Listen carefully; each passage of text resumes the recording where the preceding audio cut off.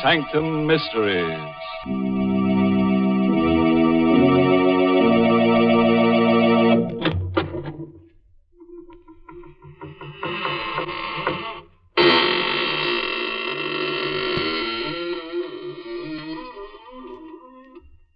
Good evening. And welcome once again, friends of the Inner Sanctum. Don't hesitate. Come right in. Once you get used to these grim surroundings, you'll never leave. Nobody ever does. Once you're in, you're out. This is the kind of place that grips you. The kind of place where the bars hold and no holes are barred. So come right in. Your only ticket of admission is your promise not to tell anybody about anything you may happen to hear tonight.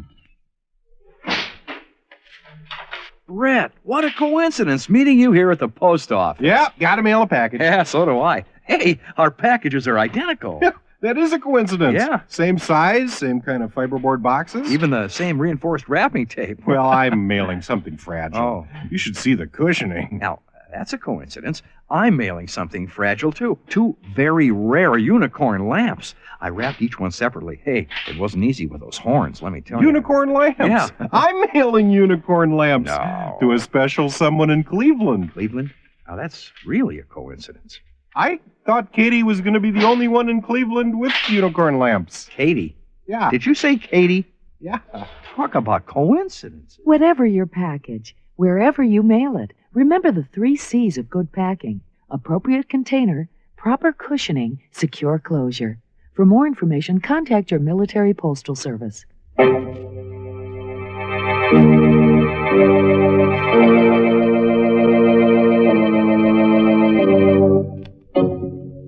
And now for tonight's tale. Lady with a Plan.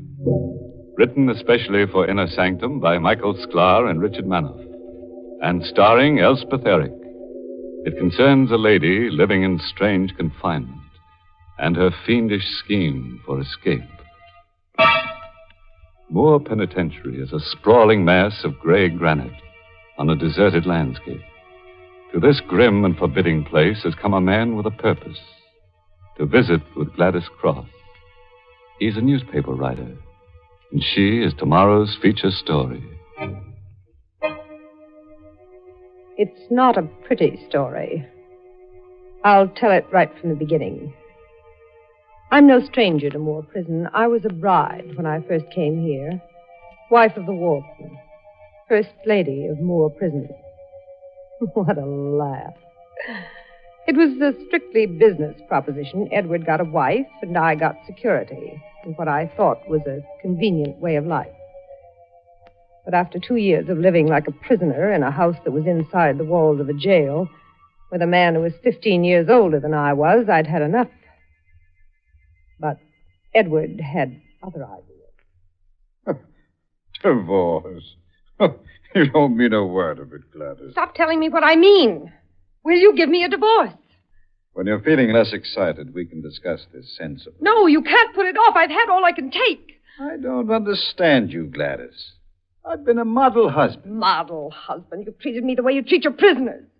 You don't beat them. You grind away at their nerves until their minds are so much mush. I'm getting out before it's too late. You're staying here with me where you belong. If you won't give me a divorce, I'll leave without it. Gladys, don't be a fool. No matter where you go, I'll bring you back. And I don't want to hurt you. You can't threaten me.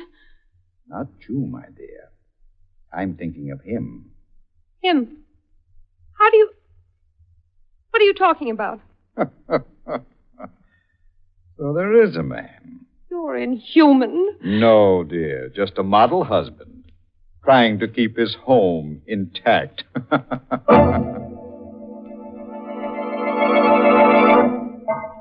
There was another man.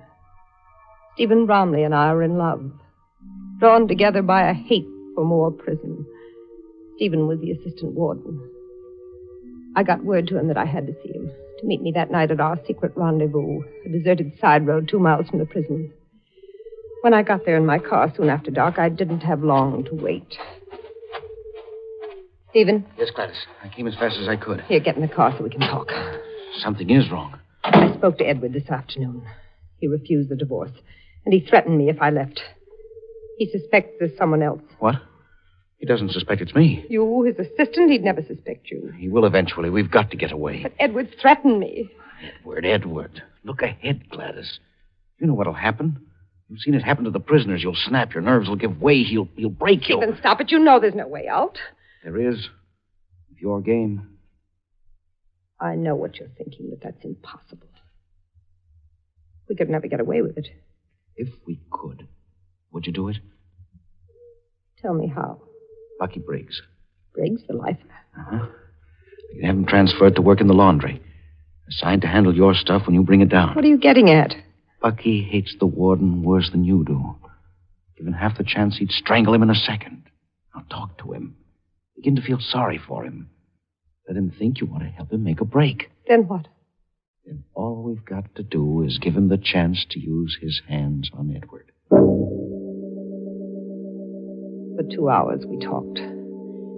By the time we parted, our plan had been worked out in detail. It was a plan for murder. Murder with clean hands. The next morning, I took my soiled linens and drove across the prison yard to the laundry. Bucky Briggs came out to the car. He didn't even look up at me. Where is it? In the back of the car. Here, let me open the door for you. I've heard quite a bit about you, Briggs. You want to take your fresh stuff home? But I don't really believe what they say. Look, lady, the warden needles me enough. I don't have to take it from you, too, see? Well, I don't know what you mean. You want your fresh laundry, don't you? In a minute. I just want you to know that I'm interested in your case, Bucky. So's your husband. Get your laundry now. All right, Bucky. The seed was planted. All it needed was time. I began to plan the visits to the laundry in advance. The remarks I would use. Dropped intimately and at close quarters out of the earshot of others. And after a month, it came like the fulfillment to a patient prayer. I was at the laundry waiting for Bucky to bring my clean stuff to the car. He came out, stepped into the car, took a quick glance around, and suddenly slipped close to me. It's up to you, baby. Get me out of here, and then it'll be you and me all the way. Deal? I've got it all figured out, Bucky. You don't waste time, beautiful. Give me the dope. Tomorrow, when I come back. Be ready. Check. I'll get word to some friends to pick me up on the outside. Just one more thing. My husband. It'll be a pleasure, baby.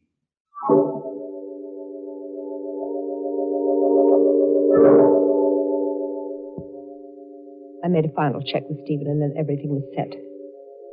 I was sitting in the car the next day when Bucky came out. I reached over the front seat and opened the rear door for him. Get in, Bucky.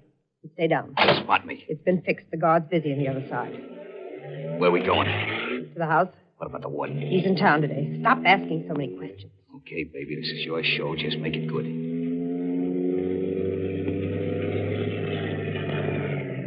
This is the back of the house. Not a soul in sight. Now follow me out. Hurry.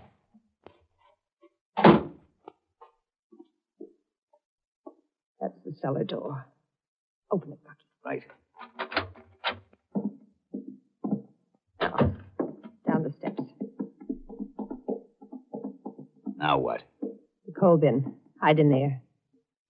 You may have a long wait. I got patience, baby. I've been waiting 2 years for this. When it's clear, I'll call you. 3 bangs on the steam pipe. I get you. That's when I take over. Our room is directly overhead on the second floor. Check. All right, Bucky. Get in the bin. Hold on, baby. That's no way to say goodbye. What? I like 'em personal. Like this. No, not now, Bucky. No.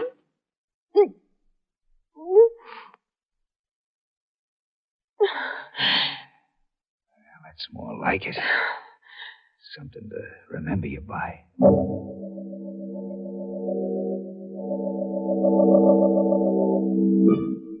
Edward returned an hour later. I was puttering around the dinner table, too jittery to sit and wait for the commotion to break. And then, quicker than I expected, it happened. Siren. That must mean a break. They know they can't get away with a break here. Hello. What the devil's happened? Briggs, form a searching party and wait for me. I'm coming over. Briggs is broken out. Any sign of how he did it? Nobody won't get far. I'll find him. And when I do, I'll break him for good.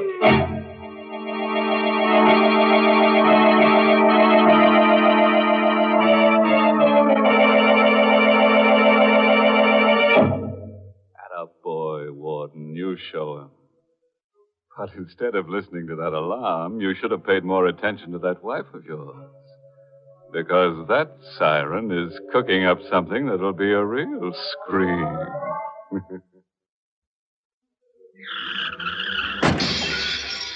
Help. Somebody, please. Help me. Most of us wouldn't think twice about answering a plea like that. We'd help save a life in an emergency, even if it were a total stranger. I'm hit. Somebody get me a medic. And if we can't depend on our buddies in time of need, who can we count on? But how do you help out when you don't know that there's an emergency? How can you meet a need you don't know about? One sure way is by giving blood to the Armed Services Blood Program, where your blood can help save someone's life. That's because the Armed Services Blood Program is the primary source of blood for military hospitals. And they need regular donations from us and our families. So contact your blood bank or the lab at your medical treatment facility. Be a lifesaver through the Armed Services Blood Program. And remember, their supply is our supply. The Roberts, They gave us a toaster. Joanne and Ed, Toaster? Mrs. Perez. Toaster. When you're looking for the perfect gift for any occasion, don't forget about U.S. savings bonds. A bond is the gift that keeps giving because it pays competitive rates when held for at least 5 years and will continue to earn interest for up to 30 years. Bill and Martha. Toaster. Oh, your Aunt Libby. Aha, toaster. Oven. Ooh, the Phillips. Toaster. U.S. savings bonds, because unlike many gifts, you can never have too many bonds. Contact your finance office for more information.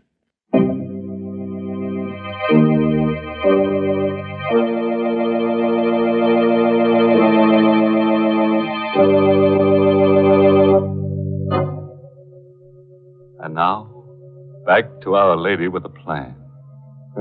And what a plan. Her husband, Warden Cross of Moore Penitentiary, is searching for Bucky Briggs, an escaped convict. But Gladys has hidden Bucky in the cellar of the house. He's waiting there now to kill the warden. And Gladys, she's waiting, too, for murder.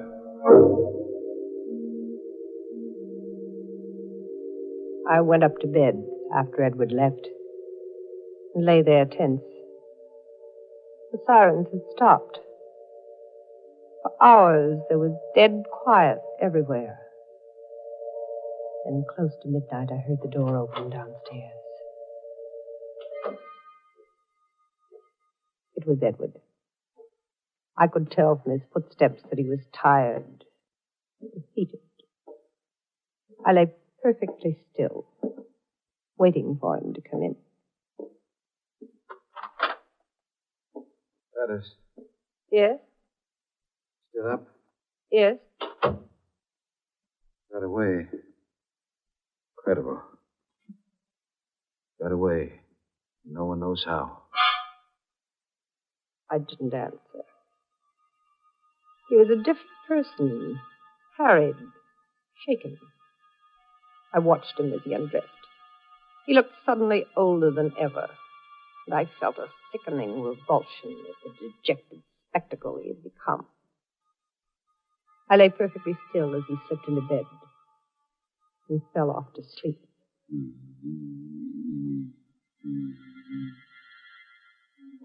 He was fast asleep now. I reached down over the side of the bed for my shoe and softly tapped its heel against the steam pipe.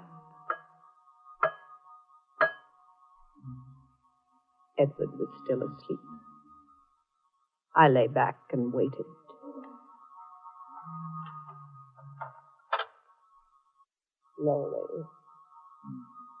Slowly. And Bucky's silhouette stood outlined in the half-light from the hall. He moved quietly into the room right past me. In a moment, his big, hulking figure, looking more gorilla-like than ever, stood towering over Edward's bed. I saw his hands reach out cautiously for Edward, but just a moment too late. Who is it? Get away from me. Get away. This is the payoff, Warden. Edward was awake, and like a flash, he twisted out of Bucky's reach. I sat there paralyzed as they both crashed to the floor.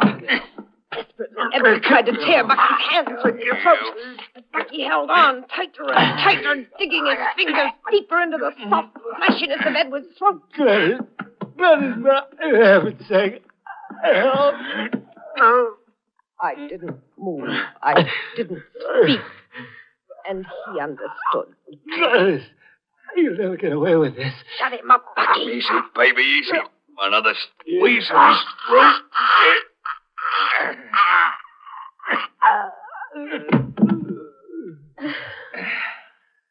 There. Just like you wanted him. I want to see for myself. You don't have to. When I twist her neck, it stays twisted. Dead. Now get me out of here. There's a rope and a scaling hook behind the cellar door. Check. Stick close to the house until you reach the hedge. Then out across the south wall gate. Check. All right, now go. Ain't you forgetting something? What? Come here. Oh, please, stop, Bucky, please.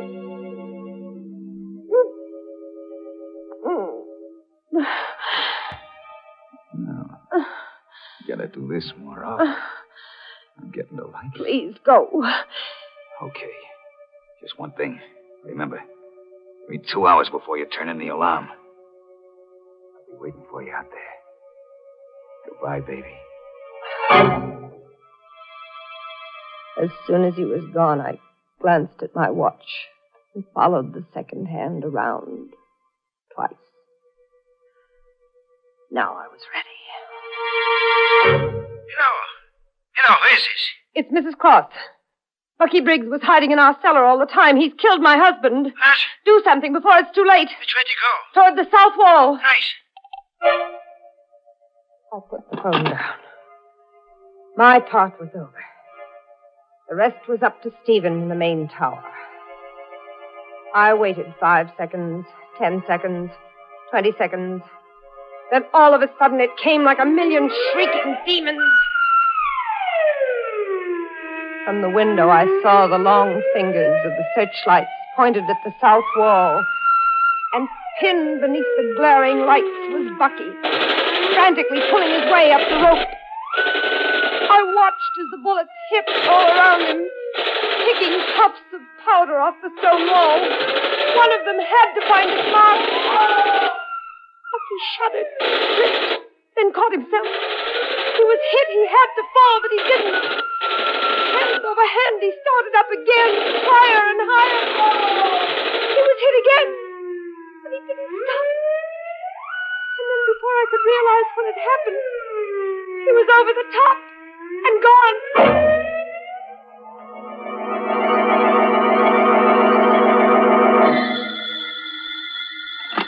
Hello? Mrs. Cross? You found him on the outside? No, not to trace him. Bucky got away. But how? He was hit twice. That's right. The car must have picked him up. But we'll get him. Unless those bullets kill him first. He's got to die. He can't live. He mustn't live. Don't worry, Mrs. Cross. We'll find him. Dead or alive. I hung up. Dazed. Now Bucky was out there, waiting for me. A light. A machine gun. He knew now that I'd double-crossed him. And he was waiting out there to kill me. The next week was a nightmare. Edward's funeral, the messages of condolence. No chance to see Stephen alone. And then one night a week later, he came to me. Nervous, worried. We messed it up, Gladys. No trace of Briggs, which means he's alive and out there. That's not so safe for you. But we're safe here. Of course, Gladys. We just happen to be leaving here. Oh, no, Stephen, I'm not going. That's impossible. The new warden's arriving next Tuesday morning. Oh, I hadn't thought of that. Gladys, even if you could stay on, I'd argue against it. But what about Briggs? It's a big world out there, remember? We'll get lost in it, you and I. So lost that no one will ever find us. Not even Briggs. Say you'll go. Well, I have no choice, I suppose. Good girl. Now listen, I've got it all figured out. My resignation is in, takes effect next Tuesday night. Tuesday morning, you take the train to New York and head straight for the Hotel Empress. Don't budge out of your room. I'll be along in the evening, okay? You're not listening. I was thinking of something. What? Something Edward said when he died. Hmm? You'll never get away with this.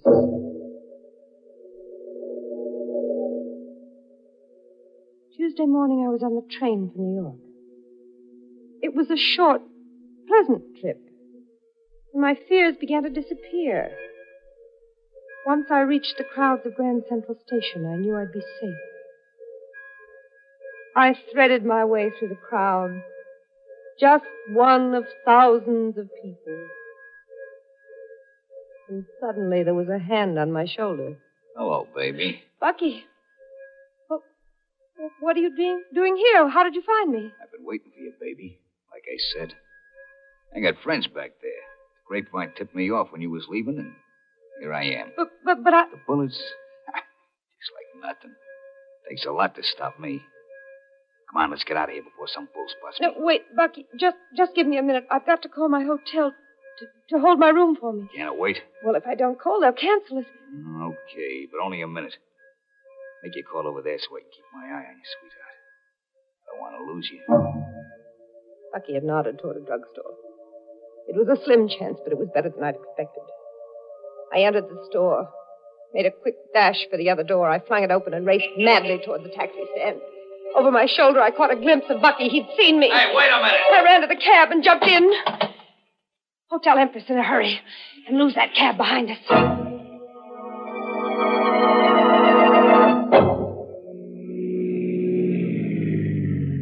Okay, lady, this is the Empress. We shook that other cab.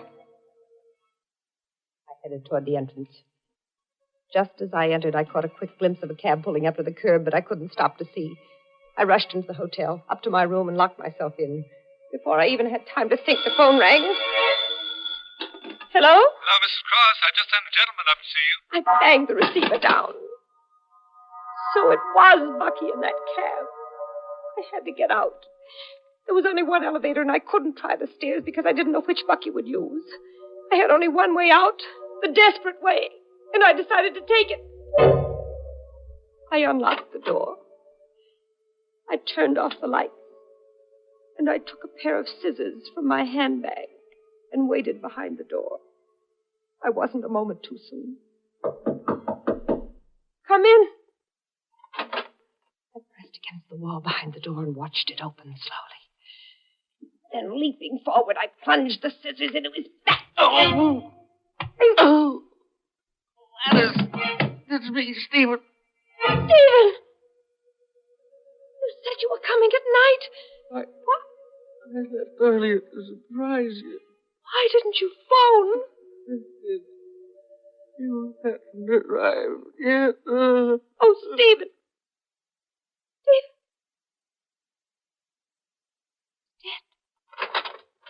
Hello, baby. Bucky! Surprised to see me, huh?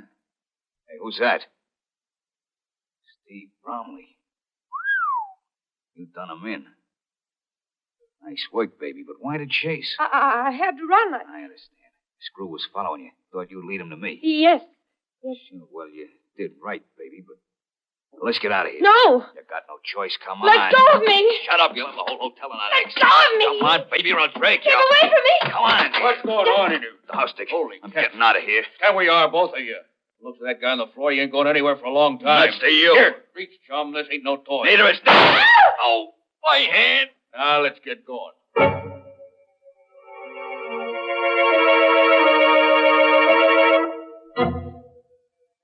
There isn't much more to tell. You were at the trial, you know the rest. I'm back at Moore Prison for good. As a real prisoner this time. And Bucky, he's got a few hours before they take him to the chair.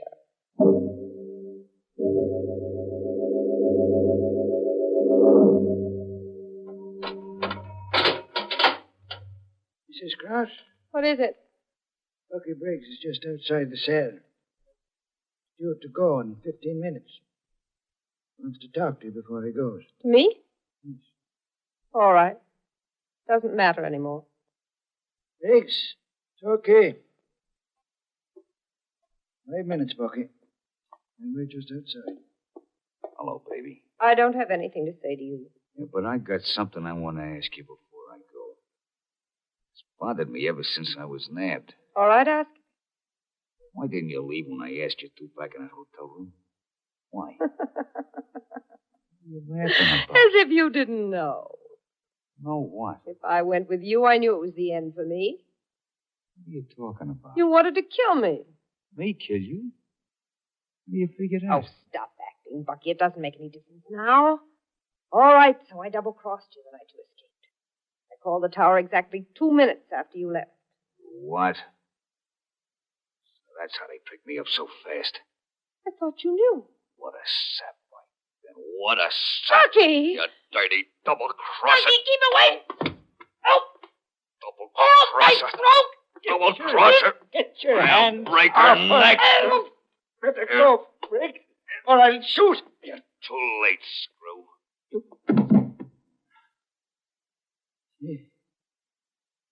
She's dead.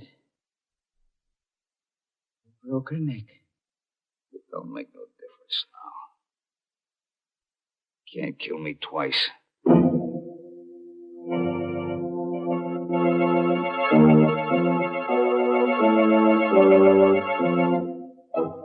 Now there's a nice, gentle character, that Bucky.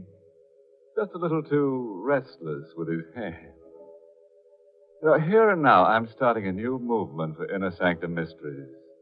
From now on, our slogan should be, when you grab a throat, stop and think, then stroke, don't choke.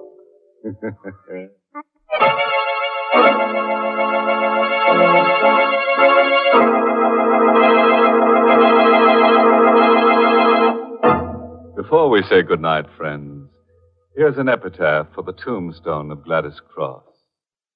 Here lies a good heart rent asunder by a man with a soul full of thunder. Her sweetheart named Stephen tried to help her get even. Now they all live in peace 6 feet under. Oh, by the way, this month's Inner Sanctum Mystery novel is I Hate Blondes. Good night. Pleasant dreams.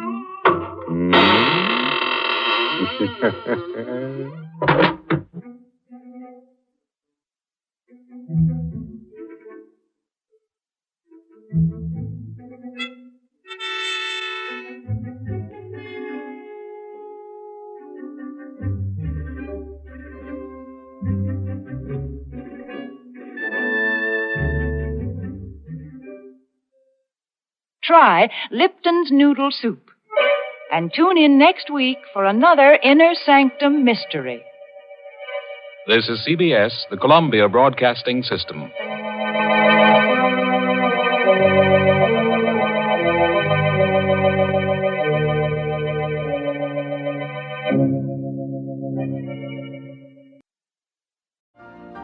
You've been listening to the OTR Gold Network. Find more classic radio at otrgold.com.